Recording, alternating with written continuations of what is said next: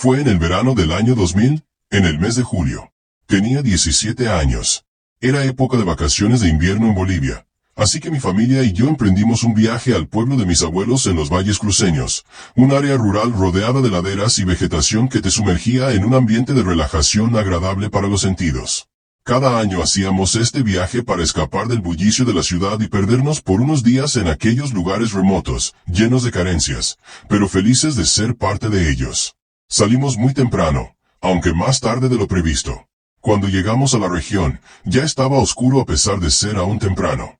Mi padre no quería manejar en esas condiciones, así que decidimos pasar la noche en una de las casas de mis abuelos, ubicada en la orilla de unos montes cercanos al pueblo donde ellos vivían.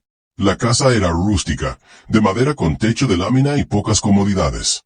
Solo había una cama, donde dormirían mis padres, mientras que mi hermano y yo lo haríamos en el piso de madera. Cenamos algo de lo que habíamos llevado, ya que en la alacena no había gran cosa. Mi mamá encendió la estufa de leña para calentar la comida mientras esperábamos a que llegaran mis abuelos y un par de tíos. Entre charlas y risas, el cansancio nos venció. Como ya era muy tarde, mis familiares decidieron quedarse a dormir en la casa.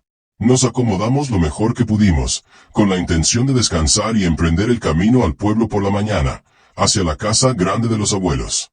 La oscuridad del lugar y los ruidos nocturnos del monte comenzaron a arrullarnos.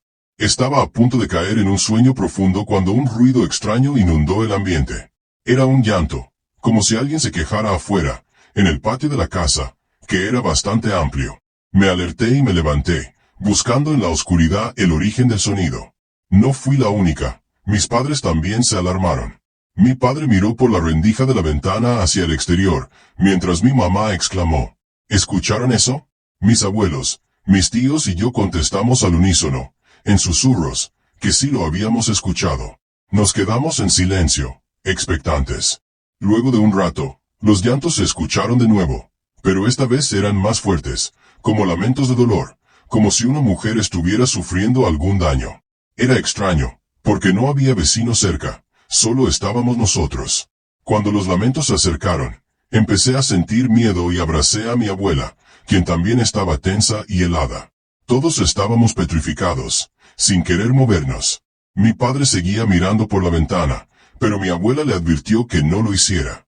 Dijo que quizá era algún espectro que me rodeaba por el monte, intentando llamar la atención para hacernos salir de la casa. Las consecuencias de hacerlo, según ella, podrían ser funestas.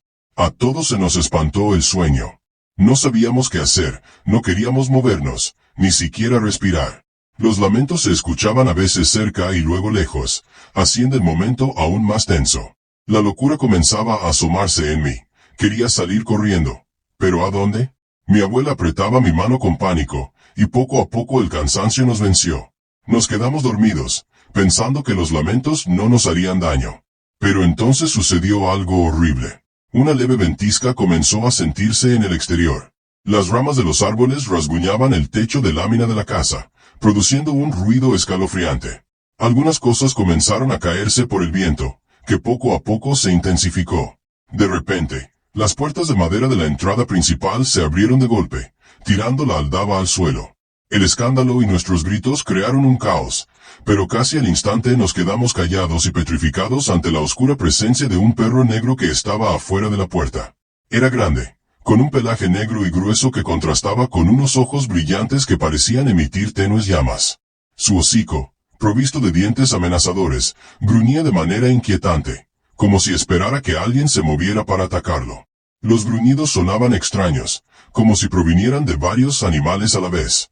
No sé cuánto tiempo pasó, pero apenas el perro movió una pata para entrar a la casa, los que estábamos en el piso saltamos de susto y corrimos hacia la cama donde estaban mis padres. Mi tía, la más valiente, corrió a la cocina por una escoba para intentar asustar al animal. Con toda su adrenalina, tomó firmemente el palo y corrió hacia el perro, maldiciéndolo. El animal, al verla, se dio la vuelta y salió corriendo hacia el patio, con mi tía persiguiéndolo. Todos le gritamos frenéticamente que no lo hiciera, pero ella salió de la casa y desapareció en la oscuridad. No tardó mucho en dar un grito que alertó a mi abuela. Ella se levantó de un salto, y como la tenía agarrada, no la solté y salí con ella, suplicándole que no fuera. Corrimos unos pasos en la oscuridad del patio y vimos a mi tía parada, temblando, con la escoba en la mano. Cuando mi abuela le preguntó qué había pasado, mi tía señaló con un dedo tembloroso hacia algo en el suelo. Al mirar, nos sorprendimos. Frente a nosotras había varias cruces hechas de ramas, enterradas en la tierra. Estaban perfectamente acomodadas, pero parecían invertidas. Aún con la impresión, jalé a mi tía para que entrara a la casa. Apenas íbamos de regreso cuando vimos que el perro corría hacia la casa, ladrando y haciendo ruidos extraños. Corrimos con el alma en un hilo. Al entrar, todos estaban espantados, diciéndonos que el perro se había metido debajo de la cama. Era imposible. La cama no tenía suficiente espacio para que un animal tan grande se metiera allí. Mi tía, frenética, comenzó a golpear con la escoba debajo del colchón, mientras la bestia gruñía y mordía el palo. Nadie quería acercarse. Todos temíamos ser atacados por aquella horrible criatura. Después de un rato de lucha, intentamos levantar la cama para sacar al animal, pero antes de que pudiéramos hacerlo, el perro salió de improviso, volteando la cama y corriendo hacia la salida. Antes de escapar, se abalanzó sobre mi abuelo, mirándolo con furia y emitiendo aquellos gruñidos infernales. Mi abuelo se paralizó, y el animal salió corriendo de la casa. Mis tíos cerraron rápidamente las puertas con un pesado baúl y acomodamos todo. Esa noche no pudimos dormir. En el ambiente quedó un hedor a perro y a excremento que era insoportable, pero no abrimos las ventanas, temiendo que el animal regresara. No lo hizo, pero los lamentos continuaron, escuchándose a lo lejos, haciendo la situación aún más tensa.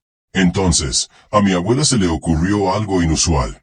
Dijo que las ánimas y los entes no soportaban el hedor humano, como los orines o el excremento.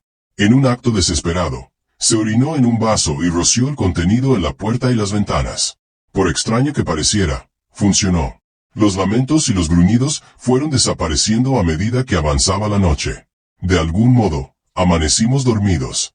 Todos estábamos espantados, especialmente mi abuelo, quien parecía haber llevado la peor parte al ver de cerca al perro infernal. Nuestras intenciones de quedarnos se vinieron abajo al ver las cruces enterradas en el patio y las huellas de las patas del perro.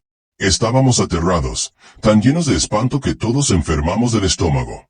No lo soportamos, y ese mismo día regresamos a la ciudad. Nadie mencionó nada durante el trayecto. Un silencio incómodo gobernó el viaje. Al llegar a casa, cada quien se encerró en su habitación sin intención de salir. Poco a poco nos recuperamos del susto. Hasta que 3 días después, mi tía nos informó que mi abuelo había muerto de un infarto, producto de la impresión. Al funeral solo fueron mis padres, mi hermano y yo no quisimos volver al valle, y pasó mucho tiempo antes de que pudiéramos hacerlo.